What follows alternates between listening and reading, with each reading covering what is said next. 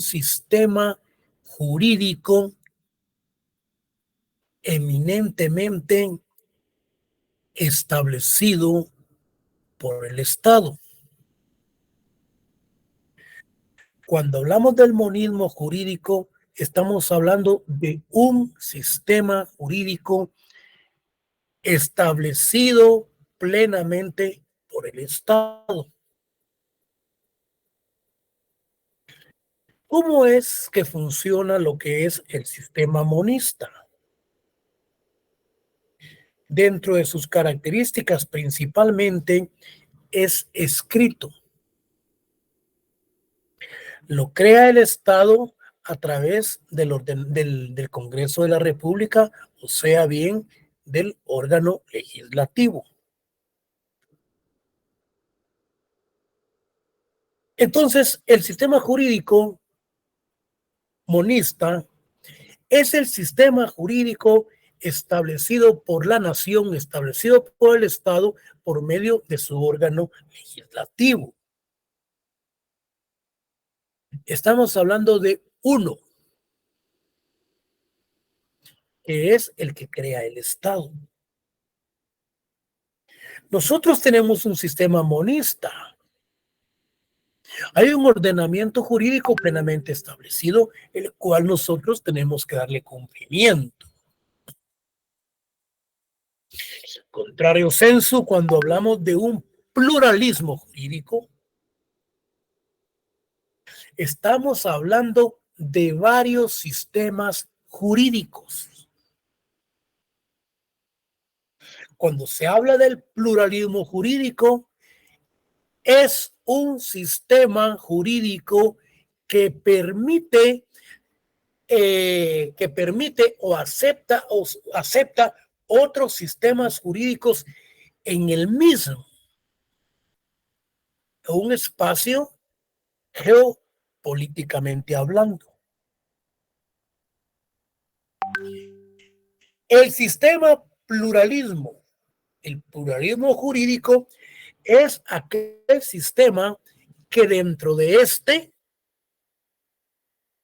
lo admite o bien existen otros sistemas en el mismo. Por ejemplo, en un monismo jurídico, constitucionalmente se ha aceptado la participación de otros sistemas, por lo cual lo hace convertirse en un pluralismo jurídico y deja de ser monismo jurídico.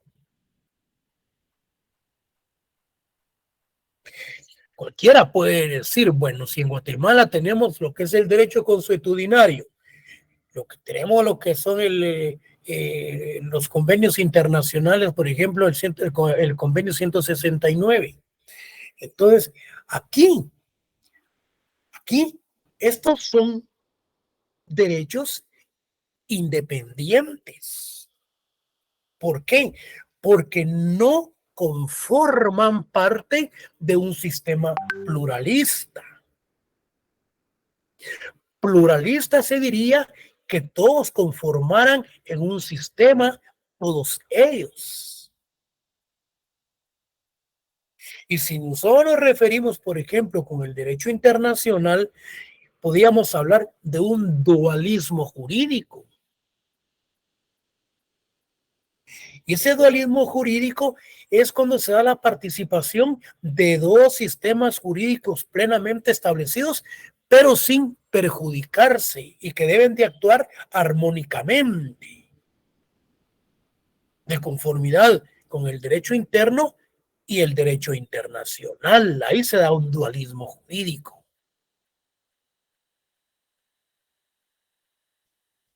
Con esa explicación del monismo jurídico, que es un sistema jurídico plenamente por el Estado y dentro de sus características tenemos que es escrito, es el nuestro.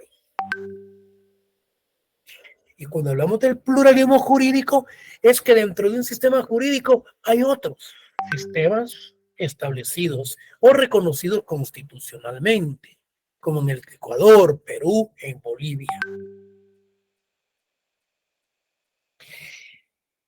a diferencia del dualismo jurídico, que son dos sistemas que deben de actuar simultáneamente, pero sin perjudicarse uno con el otro. Deben de actuar con armonía, teniendo a ellos como por ejemplo el derecho internacional y el derecho interno. Ahí tenemos lo que es un dualismo jurídico. Y si hablamos del derecho consuetudinario, doctrinariamente se le conoce como derecho consuetudinario lo que es la costumbre. Los romanos le llamaban inveterato consuetudo. ¿Por qué? Porque es un acto eminentemente repetitivo, lo que es la costumbre. ¿Y por qué hablamos de un derecho consuetudinario? Porque es el derecho que se aplican lo que son los pueblos mayas. Y dentro de sus características podemos decir que no es escrito, no es vengativo. Es un derecho que se aplica de conformidad en su aspecto eminentemente social y cultural. Es un derecho que coadyuva al derecho interno nacional, al derecho positivo, al derecho interno reconocido plenamente establecido por el Estado, con la aplicación de tantos casos en el interior de la República, principalmente en el occidente. Y si hablamos de un derecho de jurisdicción estatal, ¿a qué se refiere? ¿Qué nos dice Guillermo Cabanelas con respecto a la jurisdicción? Es el ámbito geográfico en donde se da la aplicación del derecho interno por medio del órgano judicial, por medio de sus jueces, por medio de los tribunales de justicia. Derecho a la jurisdicción estatal es la aplicación de la justicia en un ámbito territorial determinado. Y cuando hablamos del derecho a su dignidad como pueblo, se debe de respetar ese derecho consuetudinario. Se debe respetar la aplicación del derecho de la costumbre con los pueblos indígenas. Se debe de respetar la ley, nadie es superior a ella.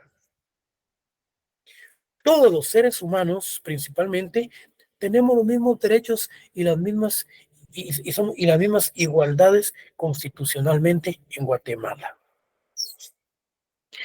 En ese orden, entonces, vamos a principiar a ver lo que es el monismo jurídico. Vamos a tratar de desarrollar la temática, que son prácticamente dos clases el día de hoy. Esto para que salgamos el viernes y ustedes puedan tener tiempo para poder estudiar el próximo día miércoles, que se examinan el día jueves. Bueno, con esa explicación vamos a entrar a dar la lectura y les voy a ir explicando el contenido de cada uno de estos temas, como se los he venido dando y explicando anteriormente. El monismo jurídico, ¿cómo se considera? Los monistas jurídicos defienden la idea de que existe y debe de existir solo un sistema jurídico, centralizado y jerarquizado por cada estado-nación. Quienes defienden esta perspectiva teórica, por tanto, están convencidos de que en cada estado debe de existir un soberano único e indivisible. ¿Qué es lo que nos dice entonces con respecto a la teoría y de varios autores? Que con respecto al monismo jurídico debe de existir un solo sistema, el cual debe de respetarse. Este monismo jurídico afirma que derecho es únicamente aquello producido por un órgano competente y respaldado por el uso de la fuerza legítima del Estado. Quiere decir que el monismo jurídico son las normas establecidas por el organismo legislativo. Perdón. Es un sistema eminentemente escrito, formulado y creado a través de una iniciativa de ley. Si ustedes saben quiénes son los que presentan las iniciativas de ley. Contrario sensu, con el pluralismo jurídico, como les explicaba, implica una relativización de la certeza jurídica, debido a la existencia de múltiples sistemas jurídicos en una misma zona geopolítica. Me explico. Si el sistema monista jurídico es un sistema establecido por el Estado, por el Congreso de la República, es un sistema eminentemente interno, nacional, para el cumplimiento de las normas a nivel nacional. Es un único sistema el que nosotros tenemos, por ejemplo, es un monismo jurídico. Cualquiera le puede decir, licenciado, nosotros tenemos un pluralismo jurídico en Guatemala. ¿Por qué? Porque tenemos el derecho consuetudinario, que tenemos la costumbre. Sí, sí es cierto, pero el sistema, el Estado reconoce plenamente aspectos relacionados con la costumbre de los pueblos indígenas de conformidad con el artículo 66. Pero eso que haya reconocido, esa forma de la aplicación de la justicia, eso no quiere decir que ese sistema conforme parte de un sistema plenamente establecido en un estado geopolíticamente hablando. Ese no es un sistema. Actúa, como dicen muchos actores, a la par, que actúa en una forma, otros paralelamente al sistema nacional, que lo cual puede hasta perjudicar lo que dicen otros actores. Hay un autor que dice que es un subsistema del sistema interno. Realmente, el sistema monismo es el que se actúa en Guatemala. El pluralismo jurídico es otro aspecto, es otro concepto, es otra definición.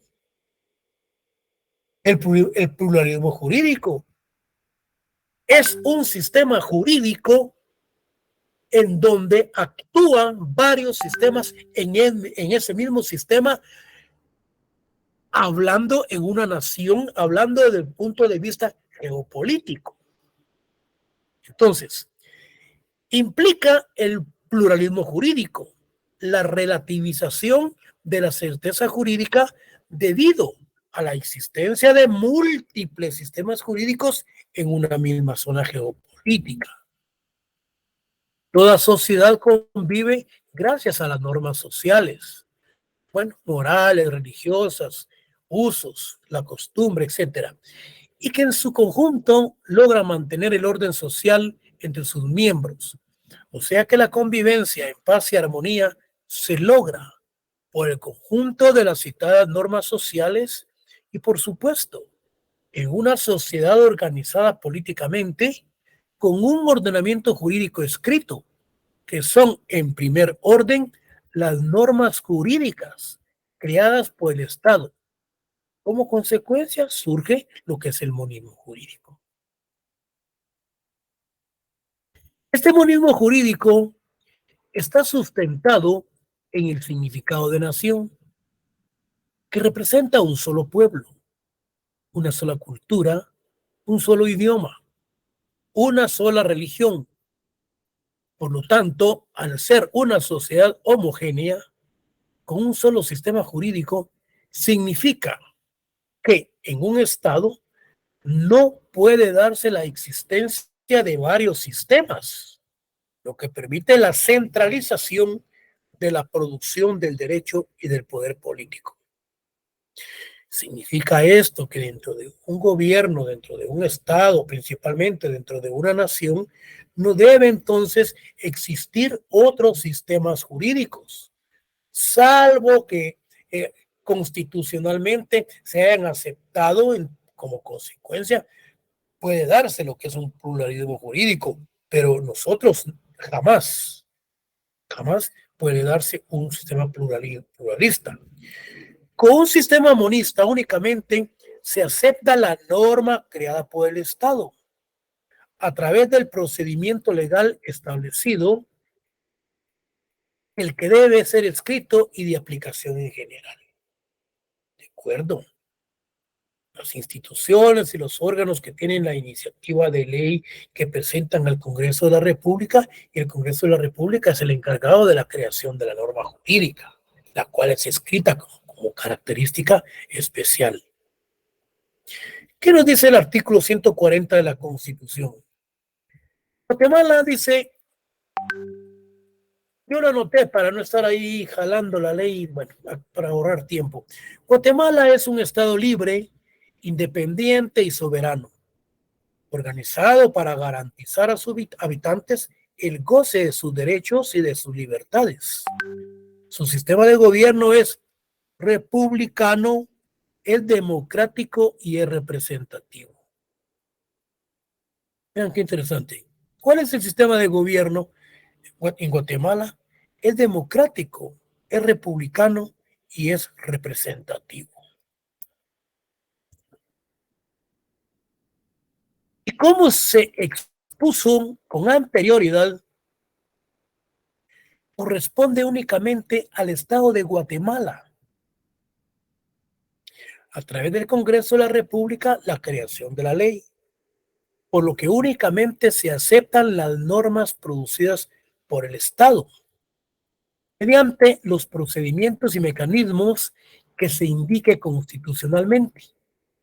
Y por lo tanto, todo derecho o norma que surja del Estado obliga a los ciudadanos a obedecerlas.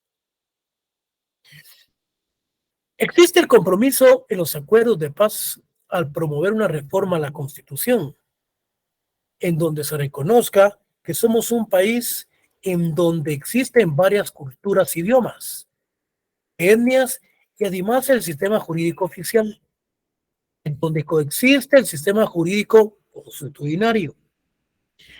En las comunidades indígenas, que ha sido el encargado de mantener el orden y resolver las controversias y conflictos surgidos en las diferentes comunidades.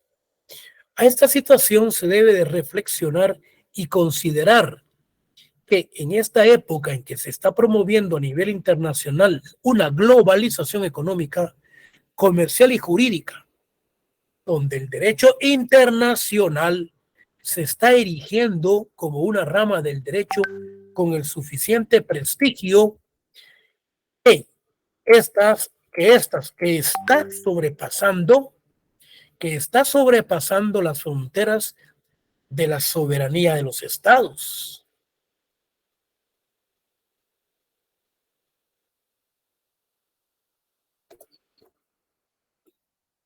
¿Ah? Sobrepasando las fronteras de la soberanía de los estados, quitando parte del monopolio estatal de creación de la ley, lo que debilita al monismo jurídico frente al derecho internacional y por ende fortalece las reclamaciones de las comunidades indígenas, el reconocimiento a su sistema jurídico, fortaleciendo el pluralismo jurídico. ¿Qué significa esto? Con la globalización, lo que trajo consigo es abrir espacios al derecho internacional. Y con esas coberturas, por ejemplo, con el convenio 169 como instrumento internacional, prácticamente obliga en cierta parte al Estado para reconocer cierto tipo de actividades, por ejemplo, con el derecho consuetudinario.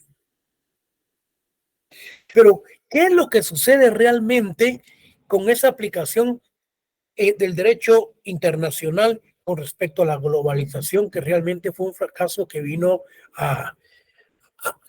pues a poner en la situación del mundo en cuanto a los aspectos económicos y en otros aspectos a perjudicar? Como consecuencia, entonces, esa globalización que le permite la cobertura al convenio 169 realmente le ha dado más participación a los sistemas jurídicos, en donde prácticamente quieren ellos una cobertura y que haya un pluralismo jurídico. Si el Estado de Guatemala ya reconoció el sistema jurídico consuetudinario, si el Estado de Guatemala entonces le ha dado ciertos reconocimientos a las costumbres indígenas, no necesariamente este tiene que conformar un sistema de otro sistema jurídico en Guatemala que conformen un pluralismo. Yo les mencionaba que muchos actores lo consideran como un subsistema, otros que actúan prácticamente en igualdad de condiciones, pero sin ofenderse, sin perjudicarse y que exista con cierta armonía. Los actores dicen que es un sistema eminentemente paralelo, que por lo tanto puede venir a perjudicar el sistema jurídico interno en Guatemala. Entonces, el monismo jurídico fue articulado de manera paradigmática por la teoría la teoría contractualista de autores como Hobbes, como Locke, así como por el positivismo de Hans Kelsen, quienes compartían la idea de que los estados se organizan bajo un supuesto del monopolio estatal, con atribuciones de gobernar, dar normas y administrar. Entonces, ellos hablan de un monismo jurídico, pero el Estado no puede reconocer, el Estado no puede crear otros sistemas jurídicos si ya tenemos un sistema plenamente establecido. Lo que se daría como consecuencia sería un pluralismo jurídico, como está reconocido en Bolivia, en Ecuador, en Perú, en otros lugares. Ahora bien, ¿qué es el pluralismo jurídico entonces? Es el contenido de aquellas normas establecidas en la Constitución mediante las cuales se ligan los diversos sistemas normativos. En otras palabras, el pluralismo jurídico son aquellas normas jurídicas que el Estado ha creado o ha reconocido dentro de un sistema. Nosotros tenemos nuestro sistema jurídico, que es el monismo jurídico, pero si el Estado acepta, el Estado adopta, reconoce otros sistemas jurídicos creados por otras instituciones, entonces dentro de ese sistema se están formando otros sistemas que están creando lo que es el pluralismo. Entonces, queda pues descartado de plano que es un sistema de normas justapuestas y coordinadas. Es decir, que son normas prácticamente que se han creado y que se han sobrepuesto y que están coordinadas y quieren someterlas a un sistema eminentemente jurídico. El ordenamiento jurídico, como lo establece Kelsen, es bien conocido. Tiene una forma piramidal. Bueno, a los grupos étnicos guatemaltecos durante el proceso de colonización se les desplazó su sistema jurídico consuetudinario, conjuntamente con su administración y autoridades locales, obligando a usar sus normas basadas en la costumbre, casi en forma clandestina, en espacios limitados y conocimiento de casos menores y determinadas áreas, situación que se mantiene en la actualidad, por lo que su derecho consuetudinario se ha mantenido en una situación política subordinada al monismo jurídico, aunque en la actualidad se ha perdido el temor y su sistema jurídico está saliendo a luz. Yo les pregunto en el examen, ¿qué sistema político de gobierno tenemos, o cómo se conforma el sistema de gobierno en Guatemala, democrático, republicano, representativo. Y si se les pregunta, ¿y qué sistema jurídico tenemos? No me van a poner sistema pluralista, porque el sistema constitucionario no conforma parte de un sistema jurídico plenamente establecido internamente en un sistema geopolítico.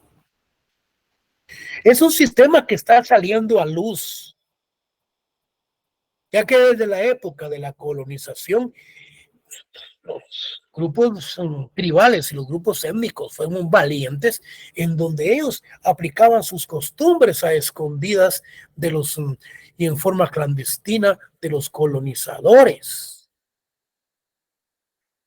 Y que a la vez actualmente ya el Estado, de conformidad con el artículo 66, ha reconocido aspectos de carácter jurídico con respecto al derecho consuetudinario y la aplicación de su derecho en ese sistema. La ventaja que ellos tienen es que aplican su derecho consuetudinario. Cuando no lo pueden aplicar, entonces aplican el derecho monista, el derecho interno ya nacional. Y podríamos nosotros aplicar ese derecho consuetudinario. Pero si nosotros tenemos nuestro derecho monista, tenemos que aplicar nuestro derecho, no un derecho indígena. El pluralismo jurídico, me decía compañera. Buenas tardes, Lick. Yo tengo una duda todavía sobre los famosos castigos mayas. Porque yo entiendo que ellos tienen su forma de corregir a las personas, pero dice que no pueden sobrepasar lo que está establecido en nuestras leyes. Sin embargo, ellos pues les dan castigos físicos y los golpean. Entonces, en ese caso, ¿sí se pueden demandar a estas personas o no se puede? Sí, se puede demandarlos. Pero quienes debieran de actuar o de tomar la actitud o tomar esa acción de carácter jurídica ya es de conformidad con los convenios y con las instituciones de carácter internacional. Aquí ya entran lo que son los derechos humanos. Nosotros tenemos un Estado monista plenamente establecido y nos regula lo que es el derecho adjetivo y su derecho sustantivo. El derecho sustantivo establecido plenamente en el Código Penal que regula las penas. Y en el derecho adjetivo, como hablábamos con anterioridad, que es el proceso plenamente establecido para la aplicación de las mismas. Ahora bien, el derecho consuetudinario, que este derecho actúa, ya sea como subsistema, como dicen unos autores, otros que actúan en forma paralela o en igualdad de condiciones con el sistema nacional interno, ellos en efecto tienen su derecho consuetudinario, la aplicación de su costumbre en cuanto a las penas. Ellos pueden sobrepasarse, los encadenan y los cargan exhibiéndolos públicamente en el parque, en el mercado y les pegan con unos grandes chicotes de unos varejones de membrío o de durazno. Entonces, estos castigos, que yo sepa, es cierto que hay violaciones a los derechos humanos, pero ellos no han puesto las demandas. Que yo sepa, ellos no han puesto las demandas. Y lo peor aún, que los desarraigan, es decir, que los sacan de su propia jurisdicción y que vayan a cometer hechos ilícitos a otros lugares. Porque ya en esa jurisdicción, en ese territorio, ya no los quieren por ser personas no gratas. Si yo no sepa que las comunidades indígenas y tribales hayan cometido ningún asesinato en un castigo maya. Yo por el momento no lo conozco. Yo lo que sé es que sí han matado delincuentes, pero no los que aplican la justicia maya. Los han matado personas particulares u otros. Pero sí, usted con respecto a su pregunta, yo le diría que es, en efecto, se le están violando sus derechos, es decir, pero porque se están sobrepasando con respecto al castigo. Entonces, ya aquí ya son las demandas de carácter internacional contra las comunidades indígenas, es contra ellos. Porque si el Estado ha abierto los espacios en cuanto a la aplicación de las mismas, están aplicando su propio derecho. Muy interesante la pregunta. ¿Por qué? Porque internacionalmente se le podría demandar al Estado de Guatemala si ellos tienen su propio derecho. El Estado de Guatemala, con una buena defensa internacionalmente ante la Corte Interamericana de los Derechos Humanos, Guatemala se puede defender muy bien. Pero como ahora todos andan detrás del dinero, porque les violaron sus derechos, ya no van a demandar a los grupos étnicos, ni a los grupos mayas, ni a los a quienes aplicaron la justicia maya, sino que van a demandar al pueblo, al Estado de Guatemala. ¿Por qué? Porque este conforma parte de un subsistema o de unas prácticas de un Estado. Que el caso que usted plantea es muy interesante. Es muy interesante si nosotros lo miramos desde un punto de vista filosófico, político, jurídico e internacionalmente. Ellos pueden aplicar, ellos pueden demandar, pero a quién van a demandar? No van a demandar al Estado, van a demandar a un sistema de derecho consuetudinario de un grupo maya establecido en un territorio determinado que es Guatemala.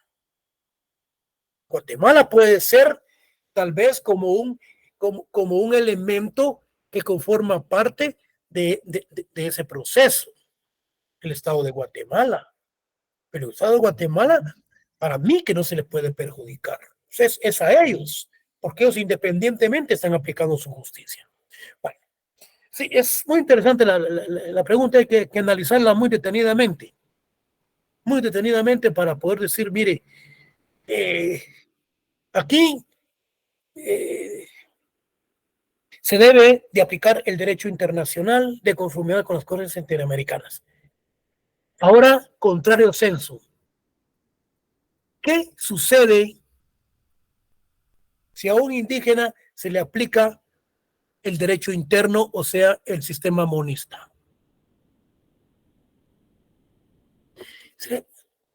El indígena o el que forma parte de ese grupo cometió un asesinato o cometió genocidio o homicidio, viene la Corte Suprema de Justicia por medio de los juzgados o los tribunales de mayor riesgo y le ponen 40 años de prisión.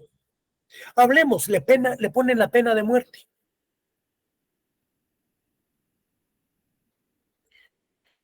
Bueno, ellos pueden, ellos sí pueden, los grupos étnicos sí pueden, y hasta también internacionalmente pueden demandar al Estado de Guatemala. ¿Por qué?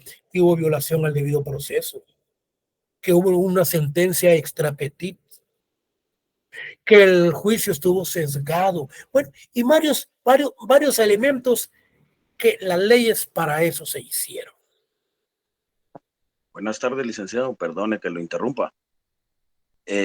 También sería a la hora de querer aplicarles a ellos una demanda, como decía la compañera, también lo difícil es llegar a las poblaciones donde los líderes comunitarios, quienes son los encargados de aplicar la ley, puedan ser tocados, porque muchas veces ya que hasta a los pueblos, comisarías y todo lo que encuentran a su paso, destruyen media vez la comunidad está unida, ¿verdad? Entonces también es un poco difícil llegar a ellos si se les quisiera prender o poner una demanda si fuera el caso. Gracias. ¿Y dónde están los pantalones del presidente? Yo creo que le gusta ponerse tacones y falda. Sí, pero en cualquier sistema jurídico,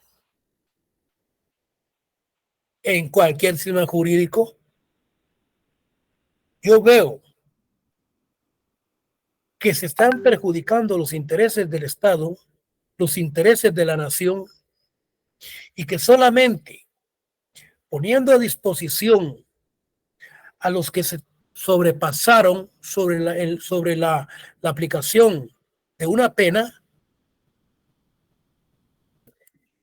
es necesario ponerlos a disposición de los juzgados nacionales como internacionales. Y lo que usted me está planteando, yo les meto el ejército hasta la cocina de sus casas y los pongo a disposición a nivel internacional, pero no voy a perjudicar, no voy a permitir que dañen los intereses de la nación, ni mucho menos que haya una reparación digna en contra del sistema, que es lo que han hecho. ¿A quiénes se necesitan pantalones? Porque de lo contrario seguimos como estamos. Mire a Bukele en El Salvador, le tiemblan. Mis respetos. Un hombre así se requiere en Guatemala. Los medios. Lo que sucede también es que volvemos a caer a lo mismo, al utilizar al ejército otra vez, y como usted bien decía al principio, ¿verdad? Como todo es en búsqueda de ver a quién se le saca el dinero, y en este caso al Estado de Guatemala. Ya ve que hace unos años, un par de años atrás, habían planteado incluso a los que habían asesinado a una niña y después fueron fusilados, que se les reconociera a las familias algo porque se había violado su derecho. Entonces, volvemos otra vez a caer a la misma situación, va en el círculo vicioso de lo que hace tanto la comunidad internacional con Guatemala y quienes al final no deben de defenderla como usted dice, ¿verdad? Mire pues, el monismo jurídico y los órganos nacionales son los encargados de la aplicación de la justicia. Yo conozco y son mis amigos los que dictaron la pena de muerte. Aquí venían a estudiar conmigo cuando nos graduamos para abogados. El que aplicó se graduó en la Landívar. Y dijo, se debe de cometer la pena de muerte, dijo. Y se aplicó. Ahí le pusieron, lo enchufaron, le pusieron las cuestiones, las inyecciones y se dio la pena de muerte. Es la única forma y la manera que se puede componer un sistema jurídico. Sí, como dijo Bukele, sí.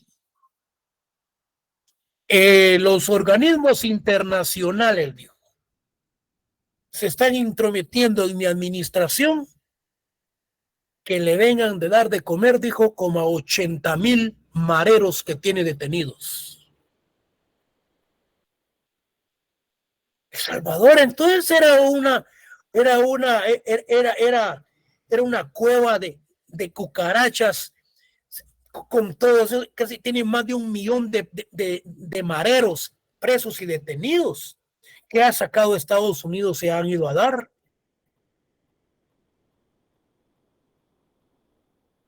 Conmigo dijo que no se metan los derechos internacionales ni los derechos humanos,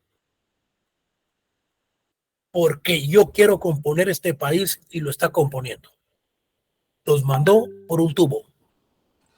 Licenciado, pero en ese caso la población, bueno, pero el tema ahí es que la población realmente está conforme con lo que él está haciendo, ¿verdad? Por eso no actúan en contra, digamos, porque bien pudieran hacerlo en dado caso quisieran. ¿Qué haríamos en Guatemala con un presidente así? lamentablemente no se puede reelegir. Aquí todos conforman parte de una estructura de criminales. Aquí no se salva uno. Yo me pregunto, ¿quién puede salvar a este país ante la situación en la que nos encontramos? Yo por el momento no he visto un buen candidato que diga, señores, la situación del país es esta. Todos les tienen el mismo mensaje popular: salud, educación, trabajo. Miren, ya es lo mismo que mencionan todos, es el mismo discurso. Por ahí anda uno que otro que tal vez se le da el beneficio de la duda, que no ha aceptado dinero de nadie y que es dinero de él el que ha puesto en su campaña. Yo no sé cuál es su plan de gobierno. Yo no sé si llega, si lo van a dejar trabajar. Miren, al que entregó, ni corrupto ni ladrón. Es posible que vaya buenas intenciones, pero el sistema lo acaparó. Y hoy salió peor que corrupto y peor que ladrón. Hoy quiere ser diputado. El sistema o el ambiente es un factor determinante.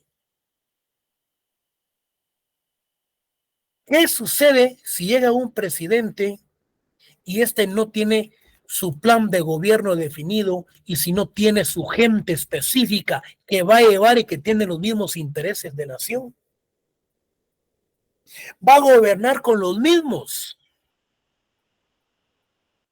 Puede cambiar ministros, puede cambiar viceministros y direcciones, pero si la corrupción está desde el portero, uno va a hacer alguna diligencia, solo lo miran y ya le quieren sacar el dinero. Usted cometió un accidente de tránsito o pasó algo, no necesariamente por tratarse de faltas, solo daños materiales, no se requiere abogado. Va el pobre indefenso, la pobre persona que apenas tiene su salario mínimo a realizar sus diligencias. Solo lo miran y le dicen, mire, aquí necesita usted un memorial. Pero ese memorial, mire, tiene que llevar sellos, tiene que llevar timbres y la firma de un notario. Mire, le vamos a cobrar 200, 100 pesos. Miren, señores, ya tienen el machote hecho y solo le ponen los timbres, firman y lo presentan. Son documentos que no deben de llevar ni firma de abogado. Ahí en los trámites judiciales, ahí en los juzgados de tránsito. Miren, es algo que realmente da pena y eso ustedes no me lo van a dejar mentir. Déjenme dar la clase mejor, porque si seguimos así, hay dos cosas.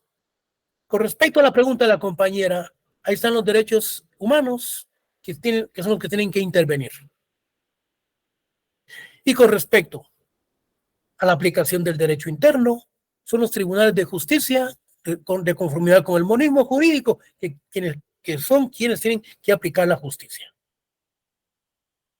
Que el juez la aplicó bien, bueno, que el juez la aplicó mal, bueno, ahí están los recursos que deben de interponerse. Se dictó una sentencia en donde se perjudicó, entonces se puede ir a la comisión de a los tribunales de los derechos internacionales, en donde Guatemala se le han vencido en varios casos y ha salido sentenciada, en donde tiene que reconocer económicamente varios daños y perjuicios ocasionados. Existían, licenciado, los juzgados de paz comunitarios, que eran como 5, recuerdo yo, pero yo no sé si todavía actúan estos juzgados o ya no. Yo lo que tengo entendido es que están los juzgados de paz, y los juzgados de paz tienen su propia jurisdicción y sus propias competencias. pero habían 5 juzgados, licenciado, que eran como exclusivamente de estos grupos de los pueblos indígenas, que son los juzgados de paz comunitarios. Me parece que eran 5 y estaban en ciertos departamentos, que era como que donde resolvían todas esas situaciones, y no había, digamos, que un juez en sí, ni era un profesional de la ley, sino que era una persona como la más grande y la más sabia del grupo, que era la que se encargaba de como de esos problemas cuando surgía algo así. Yo recuerdo la creación de dos juzgados, pero por el momento no sé si están funcionando. Bueno, mire pues, quiero que tengamos claro lo que es el monismo jurídico y lo que es el pluralismo. Entonces, el pluralismo es aquel sistema, decíamos, que permite la existencia de varios sistemas jurídicos en un mismo espacio político. ¿Qué nos dice Cabanelas en el diccionario usual? Expresa que el pluralismo político es la afirmación de la existencia de muchos órganos de derecho antagónicos y que son equivalentes dentro del sistema jurídico general. Lo que quiere decir Guillermo Cabanelas es que dentro de un sistema jurídico establecido plenamente, hablemos de un sistema monístico, pueden haber otros sistemas antagónicos en el mismo sistema y como consecuencia de ello se conforma lo que es el pluralismo. Ahora bien, estaba analizando algo muy importante. Fíjense pues, dice que, quiero que me pongan atención en esto. Guatemala es susceptible, dice, de un pluralismo legal, ya que debido al proceso de conquista y de colonización se impuso por los españoles un nuevo sistema jurídico que desplazó al derecho consuetudinario basado en la costumbre, pero este desplazamiento fue ficticio porque las comunidades han continuado resolviendo sus controversias por medio de un sistema jurídico, lo que ha sucedido desde 1524 hasta la actualidad. ¿Significa esto que con la época de la colonización se quería quitar lo que es el derecho consuetudinario? Y hasta en una forma clandestina, los pueblos indígenas la aplicaban. Y la aplicaban sin que los conquistadores se dieran cuenta. Ahora bien, yo miraba aquí, Guatemala es susceptible. ¿En qué consiste la susceptibilidad? Bueno, María es susceptible de que sufra una enfermedad, por ejemplo. Juan es susceptible de que realmente no cumpla con determinadas obligaciones. Entonces, la susceptibilidad radica en la probabilidad que algo suceda. Y esa susceptibilidad radica fundamentalmente en que puede darse que suceda no unificación, sino la creación de otros sistemas jurídicos. En un sistema monista. Por eso se dice que Guatemala es susceptible que pueda crearse otros sistemas jurídicos dentro del sistema que tenemos. Entonces, Guatemala es susceptible. ¿Qué es susceptible? Susceptible en derecho significa la probabilidad de algo suceda. Así, y el otro no se puede sentar enfrente ahí así. Está vinculado a aquello capaz de ser modificado. ¿Qué dice usted? O de Don Iván no venía, eran mentiras. Yo escuché un carro que eran mentiras. Francisca, tu micrófono, por favor. Perdón. Yo quiero terminar, jóvenes. para que ustedes, y terminamos ya la temática el viernes, para que ustedes tengan tiempo para que puedan estudiar el próximo miércoles. Entonces yo quiero terminar 2 clases el día de hoy. Vamos a ver si nos da tiempo. Bueno, Guatemala, entonces, es susceptible, en derecho significa la probabilidad que algo suceda. Está vinculado a aquello capaz de ser modificado o de recibir impresión por algo o alguien. Y también puede clasificar a una persona que sufre cambios de sentimientos con facilidad, que es frágil emocionalmente o se dice que es sensible, demasiado delicada. Entonces, esa sensibilidad jurídica es la probabilidad que pueda darse, que pueda suceder dentro de ese sistema, se den otros sistemas jurídicos y por lo tanto se da la susceptibilidad de un pluralismo jurídico. Entonces, sigamos. Vamos a ver aquí. Ya que debido al proceso de conquista y de colonización se impuso a los españoles un nuevo sistema jurídico que desplazó al derecho consuetudinario basado en la costumbre. Pero este desplazamiento fue ficticio porque las comunidades han continuado resolviendo sus controversias por medio de un sistema jurídico, lo que ha sucedido desde 1524 hasta la actualidad. Es cierto. Ellos se escondían y de una u otra manera aplicaban sus costumbres hasta la fecha. Entonces, vamos a ver. Como se expuso con anterioridad, en Guatemala no existe un solo pueblo, una misma cultura, un único idioma, una sola religión. Al contrario, es pluricultural, multilingüe y multiétnico.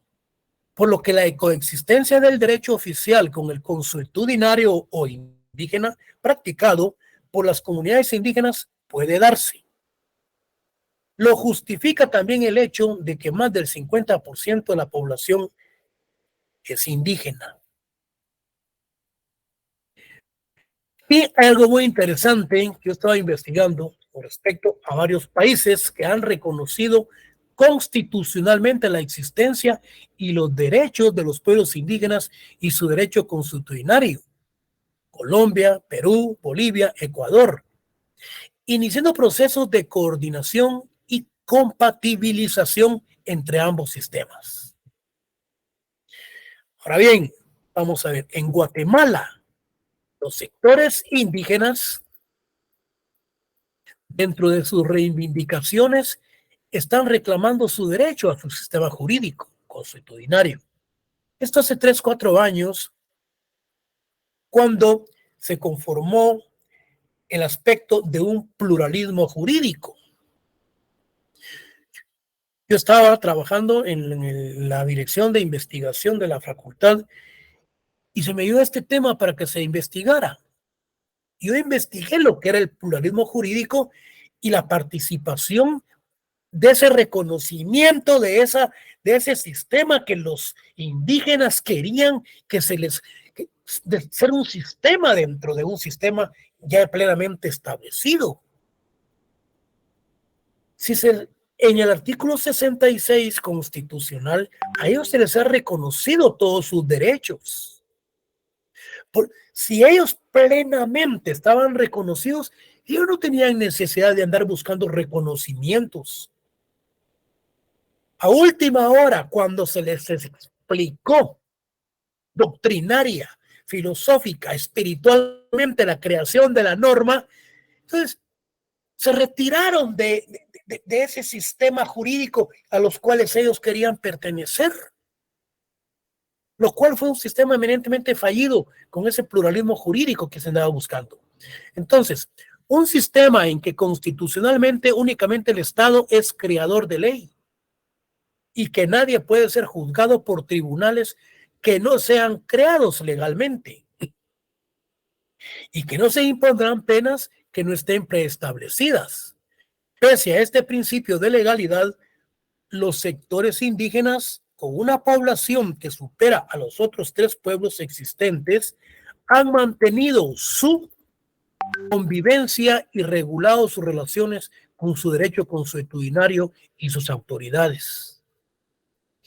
Para la compañera que hizo la pregunta, los pueblos indígenas, de conformidad con su derecho consuetudinario, ellos aplican ese derecho por medio de sus autoridades que ellos mismos han nombrado. Entonces, considero entonces que los sectores sociales deben de consensuar sin prejuicio y con madurez y con propuestas de nación el reconocimiento del pluralismo político, convencidos constitucionalmente que ha sido una deuda histórica. Sería una lástima perder la oportunidad de reformar y fortalecer la institucionalidad judicial, por lo que lo más sensato es postergar la discusión sobre el reconocimiento de la jurisdicción indígena. Los indígenas se retiraron cuando se estaban planteando lo que era el pluralismo jurídico. Era necesario de consensuar, actuar con madurez política y una madurez jurídica sobre ese sistema, si era necesario unificarlo a un sistema plenamente establecido interno. Bueno, salimos del sistema monista, del sistema pluralista y entramos al derecho consuetudinario. Vamos a ver si nos da tiempo, pues. Vamos a ver, miren pues. Yo solamente les puedo explicar si quieren y ya no leemos esto o le damos lectura. Démosle lectura, licenciada. Bueno, pongan atención, pues, miren, pues. El derecho consuetudinario, señores, desde el punto de vista filosófico y de su creación, los romanos le llaman como inveterata consuetudo. Esto consiste en que son actos eminentemente repetitivos.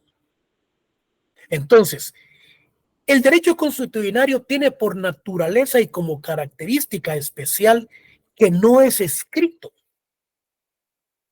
No anda en busca de venganzas, de vendetas. El derecho consuetudinario es eminentemente, no es vengativo, no es retributivo, no es económico. Le ayuda al Estado a resolver los conflictos en ciertas jurisdicciones. Y además, tiene muchas características que las vamos a ver. Bueno, la sociedad ha tenido que resolver periódicamente problemas de satisfacción de necesidades individuales, de aceptación al ambiente natural y la convivencia social. Miren pues, aquí me van a poner atención. Pongan atención, porque aquí ya vienen muchas preguntas de examen. Miren pues, también viene el monismo jurídico, viene el pluralismo jurídico.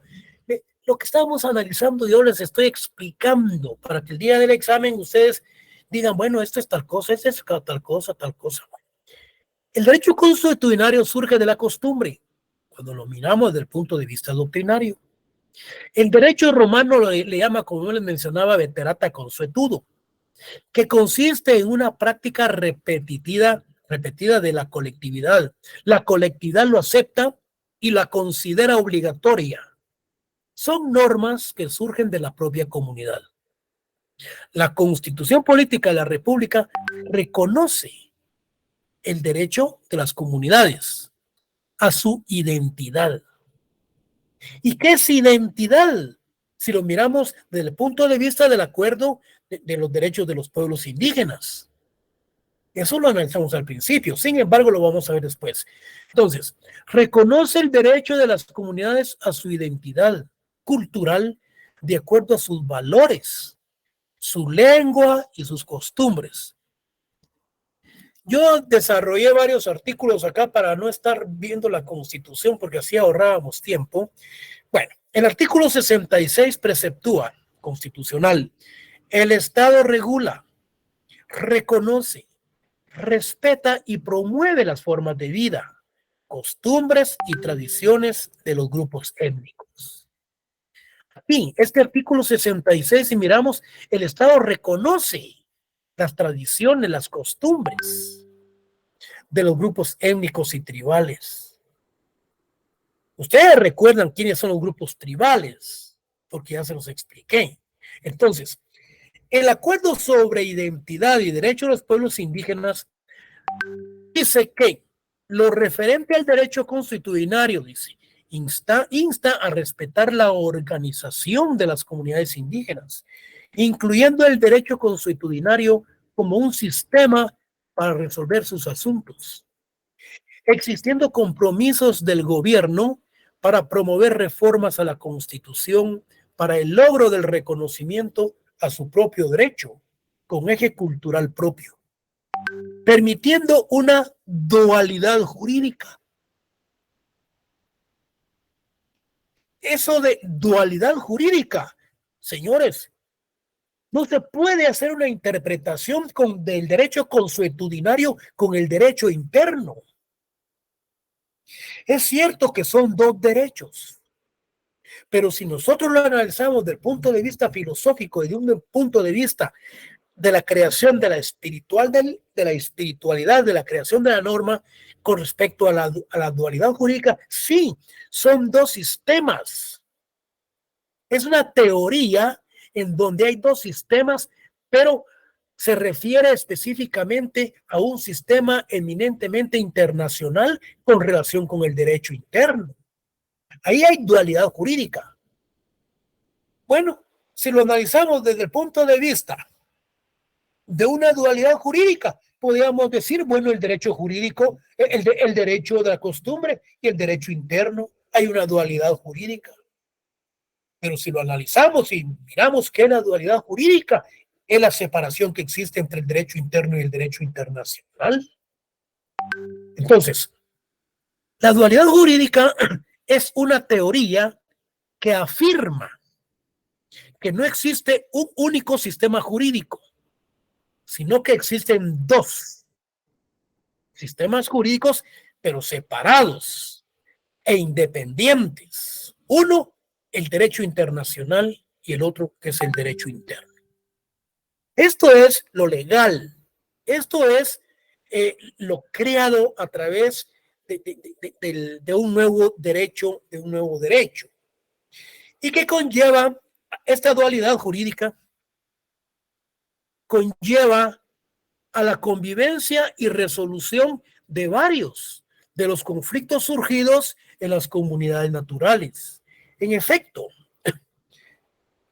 de conformidad con los acuerdos de los derechos de los pueblos indígenas, los que redactaron estos aspectos no investigaron a fondo cierto tipo de terminologías, las cuales ellos utilizaron como dualidad jurídica y otros elementos que hay por ahí que realmente no tienen relación con la temática. Es cierto, habla de dualidad jurídica que conlleve a la convivencia y resolución de varios de los conflictos surgidos en las comunidades naturales. Sí, porque ellos hablan de una dualidad de la separación de dos sistemas. Pero no habla de un sistema consuetudinario ni de un derecho interno. La dualidad jurídica habla de un derecho internacional, de la separación que debe de existir con el derecho internacional y el derecho interno. Ahora bien, el convenio 169 de la OIT dice que al aplicar la legislación nacional a los pueblos interesados, dice, deberá tomarse debidamente en consideración sus costumbres a su derecho consuetudinario. Dice, dichos pueblos deberán tener el derecho de conservar sus costumbres e instituciones propias, siempre que éstas no sean incompatibles con los derechos fundamentales definidos por el sistema jurídico nacional, ni con los derechos humanos internacionalmente reconocidos. Es decir, que no debe de existir controversias, que no debe de existir aspectos que se les perjudique en cuanto a su aplicación, tanto como el derecho interno como en el derecho internacional reconocidos plenamente. Este convenio reconoce el derecho consuetudinario de los pueblos indígenas, iniciándose ya el reclamo al proceso de la dualidad jurídica en Guatemala. Vean bien, el convenio 169 reconoce el derecho consuetudinario de los pueblos indígenas, iniciándose ya el reclamo al proceso de la dualidad jurídica en Guatemala. Quieren entonces que exista la unificación de esa separación de esos dos derechos. El problema que se presenta para la aplicación del derecho consuetudinario en materia penal es lo preceptuado en el artículo 9 del convenio 169. Dice, los inconvenientes para la aplicación del derecho a las comunidades indígenas ser compatible con el sistema jurídico nacional y el respeto a los derechos fundamentales, por lo que este sistema consuetudinario no debe contravenir el sistema jurídico establecido en la Constitución Política de la República. Aquí está la respuesta para la compañera. Que la aplicación del derecho jurídico, ese sistema consuetudinario de los pueblos indígenas, no debe desde ningún punto de vista contravenir a lo que establece el sistema eminentemente interno establecido en la Constitución de la política. Y si ellos sobrepasan en la aplicación de las penas, entonces aquí quien tiene que intervenir ya es entonces lo que son la Comisión de los Derechos, la Comisión de los Derechos Humanos, quien deben de participar en cuanto a la investigación de esas violaciones. El trabajo de investigación sobre el derecho consuetudinario indígena en Guatemala, fíjense bien, de Luis Alberto Padilla, contiene elementos teóricos valiosos. Plantea que constituye un subsistema, lo que yo les mencionaba, que puede considerarse como un sistema, por lo mismo está subordinado, dice, al sistema nacional interno, que puede considerarse como un sistema alternativo o complementario. Yo diría, complementario, diría yo, porque coadyuva a resolver problemas de carácter nacional, interno, en esos sectores. Y ayuda pues a resolver problemas, a la carga de trabajo que tiene la Corte Suprema con la aplicación de ese derecho. Sin embargo, sus aportes coinciden generalmente con estudios de campo realizados por otros autores. Lo que dice Padilla, que se debe de considerar como un subsistema, dice, que se debe considerar como un sistema alternativo o bien complementario. Pero hay otros autores que dicen que este es un sistema eminentemente paralelo que viene a perjudicar, dice, el sistema jurídico interno, como lo hizo la globalización, que le abrió espacios a lo que es el derecho internacional. Y como consecuencia de ello, vino a debilitar lo que es el monismo jurídico y abrir los espacios al pluralismo jurídico. Vean, sin embargo, sus aportes coinciden generalmente con estudios de campo realizados por otros autores. Desde su punto de vista de su efectividad, el derecho consuetudinario puede considerarse como paralelo al oficial. Cuando hablamos de paralelo, le puede perjudicar. Yo estuve en este conversatorio. Lo expone el licenciado Marco Tulio Melini Minera en ese conversatorio del 23 de marzo en el auditorio de López Larrabe. Dijo, se está creando, dijo, un sistema paralelo. Cuando hablemos del paralelismo es porque prácticamente está perjudicando, lo paralelo perjudica. Entonces, se está creando un sistema paralelo de administración de justicia a todas luces. que es arbitrario. Fíjense. Y que en un momento histórico determinado puede crear una crisis, dijo, en todo el sistema jurídico nacional. Entonces, tenemos autores que lo consideran como un sistema, como otro como subsistema, y que es como alternativas, que yo creo que deben entrar, son paralelismos. Entonces, hay varios criterios con respecto a lo que es el dualismo jurídico o bien la interpretación del derecho consuetudinario con el derecho interno. Bueno, este análisis jurídico-político de las reformas a la Constitución. Ahora hablemos de las características del derecho consuetudinario. Lo que yo les mencionaba. Vamos a ver. Se basa en un derecho consensual. Decíamos que es oral, no es escrito, es conciliador. Esta es pregunta de examen.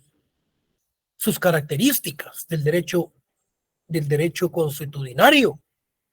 Es oral, no es escrito, es conciliador, utiliza la persuasión, el convencimiento, es ágil, es económico, constituye un proceso rápido, es gratuito, no genera gastos por las partes, es equitativo porque busca justicia, es consensual porque busca el entendimiento entre las partes, es reparador porque tiende a reparar el daño de acuerdo a su situación social, económica y cultural. En ningún caso busca la venganza. Aspectos que se han logrado mantener a través del tiempo, resuelve todo tipo de conflictos. Este derecho se caracteriza por contar con valores, autoridades propias, basados en la costumbre, en las comunidades, las cuales adquieren un valor jurídico propio, siendo sancionadores, miembros de la propia comunidad. Esta palabra no recuerdo qué es. El derecho, ahora vamos bien, el derecho a la jurisdicción estatal. ¿Qué es la jurisdicción? Es el ámbito geográfico. La jurisdicción estatal, ámbito geográfico en donde se aplican las normas de carácter interno nacional.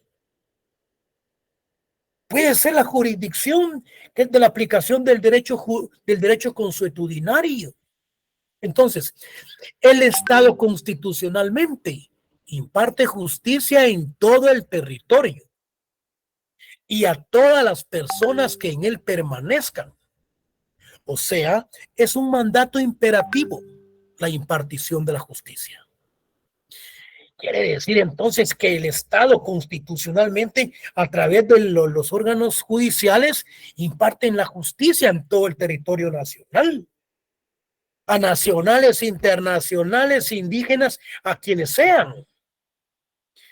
¿Qué dice Guillermo Cabanelas? Jurisdicción dice que se forma del jus y del sidere. Aplicar o declarar el derecho. Jurisdicción, autoridad o poder para juzgar y aplicar las leyes. Lo que yo les mencionaba. Ámbito, territorio en el que se ejerce esa autoridad judicial o poder. La jurisdicción de este distrito comprende hasta la orilla derecha del río, por ejemplo. Ahora, cuando hablamos de conflictos de jurisdicción, pongan atención. Aquí no estamos hablando de conflicto territorial. Se está hablando de un conflicto de jurisdicción territorial, por ejemplo, en Santa María, Ixtahuacán. Entonces, el conflicto de jurisdicción es la potestad dominante del Estado de Guatemala, ejercida exclusivamente por jueces y tribunales independientemente de realizar el derecho en el caso concreto, juzgando de modo irrevocable y promoviendo la ejecución de lo juzgado. Jurídicamente hablando, jóvenes, serían los juzgados, los tribunales de la jurisdicción, los encargados de resolver ese conflicto que se está dando en Santa María, Iztahuacán. Pero al analizar detenidamente el problema, jóvenes, aquí estamos hablando entonces de aspectos que vienen desde la época de la conquista, de la época de la colonización. No son delitos plasmados en nuestro ordenamiento jurídico plenamente sustantivo. Los delitos son que se están matando a balazos. Ahí sí, hay homicidios, hay asesinatos, pero el conflicto en sí es de carácter eminentemente jurisdiccional, de conformidad que se viene dando desde la época de la colonización. Entonces, para ello existen ciertas regulaciones de conformidad con la Secretaría de Asuntos Agrarios, que yo creo que la absorbió otra unidad del Estado, del organismo ejecutivo, para quedarse con esa plata.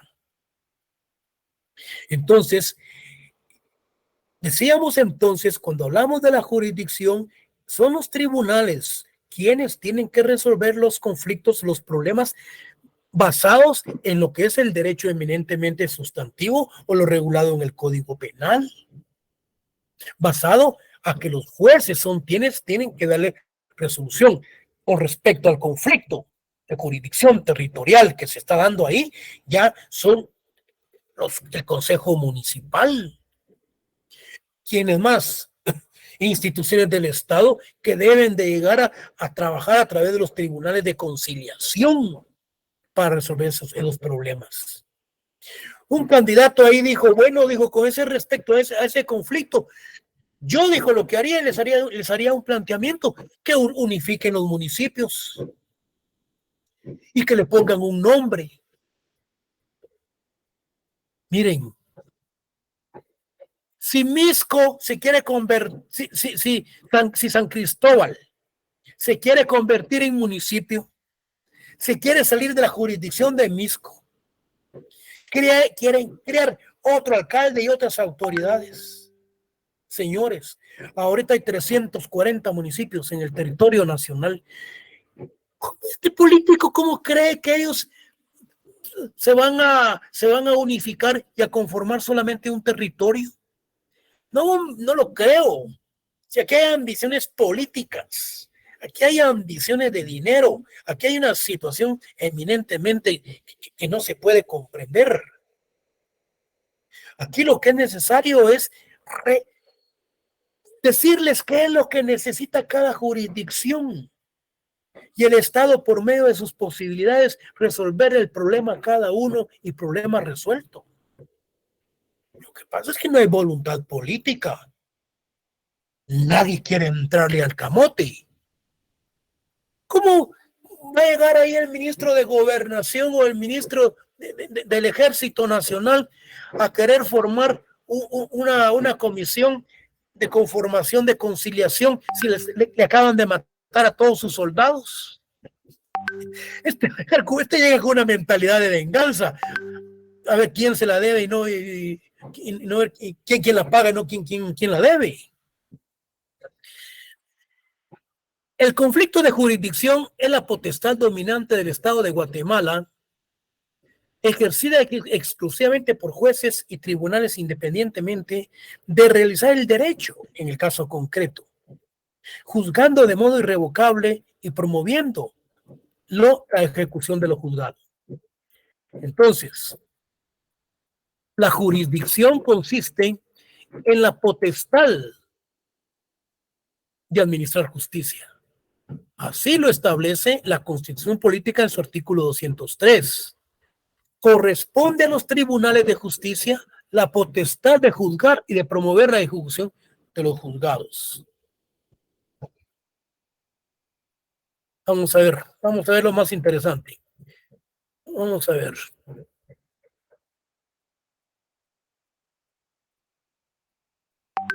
Por ejemplo, aquí tenemos, por lo que el indígena resuelve sus conflictos con su derecho consuetudinario y en algunas oportunidades hace uso del sistema oficial.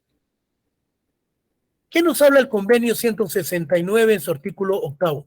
Al aplicar la legislación nacional a los pueblos interesados, deberá considerar sus costumbres, a sus derechos y el derecho consuetudinario. Y continúa, artículo 9.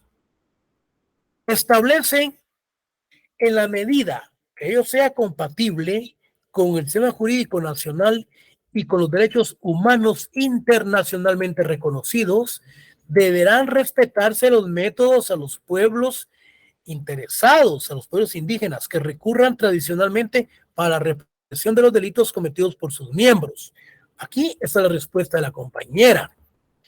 El artículo 9 del convenio 169 dice, en la medida que ello sea compatible con el sistema jurídico nacional y con los derechos humanos internacionalmente reconocidos, deberán de respetarse los métodos a los que los pueblos indígenas recurren tradicionalmente para la represión de los delitos cometidos por sus miembros. Las autoridades y los tribunales llamados a pronunciarse sobre cuestiones penales deberán tener en cuenta las costumbres de dichos pueblos en la materia.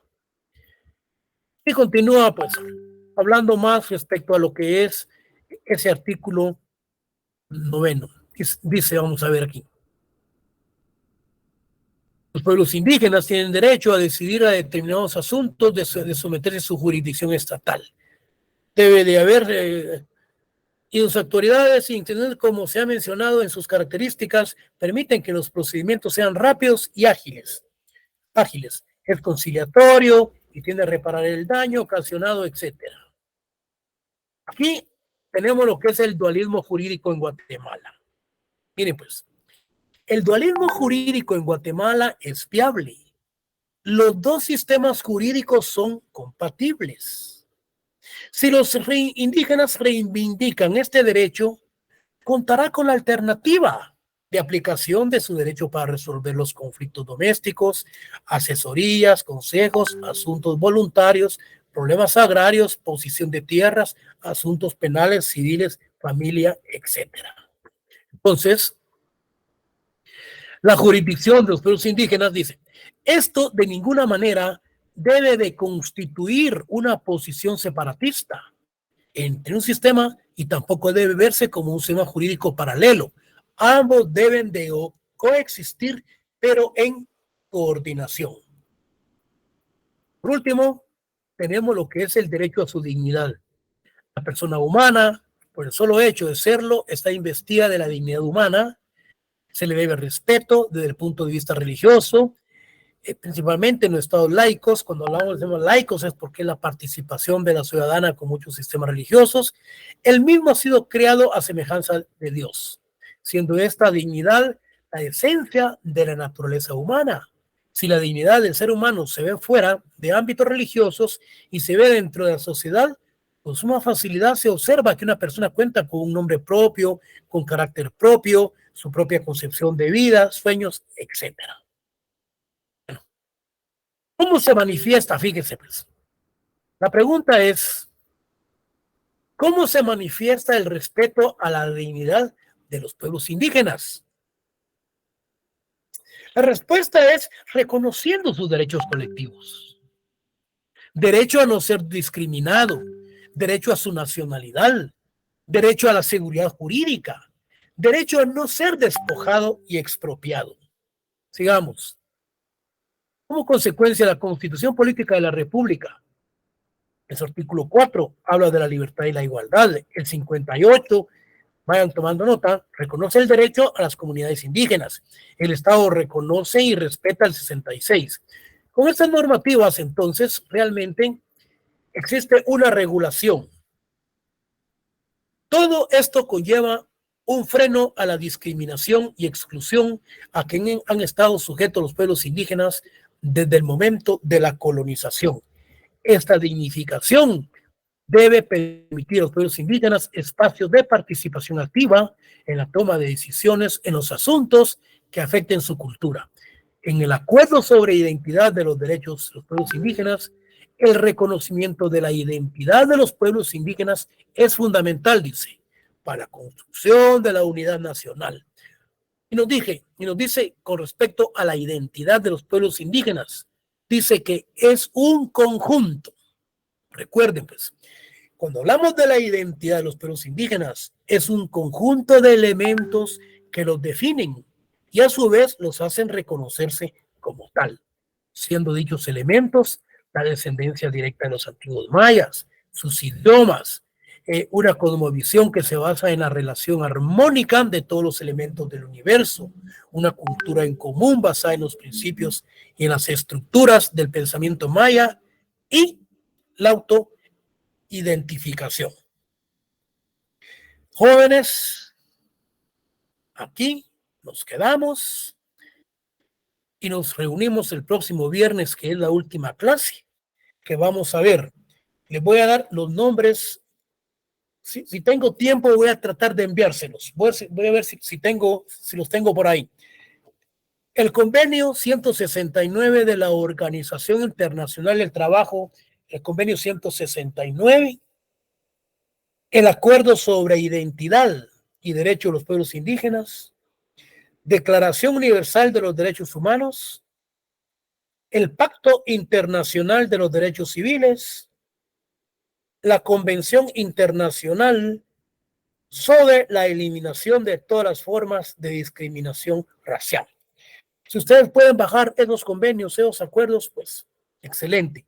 Yo trataré de enviárselos para que lo tengan listos el próximo día de clase, el día viernes. De lo contrario, pues yo les voy a ir explicando la temática y el espíritu de la creación de cada una de estas leyes y los motivos y los cuales fueron los aspectos fácticos de la creación de la misma. Jóvenes, pasen feliz noche porque se nos fue el tiempo. Nos miramos el viernes. Feliz noche.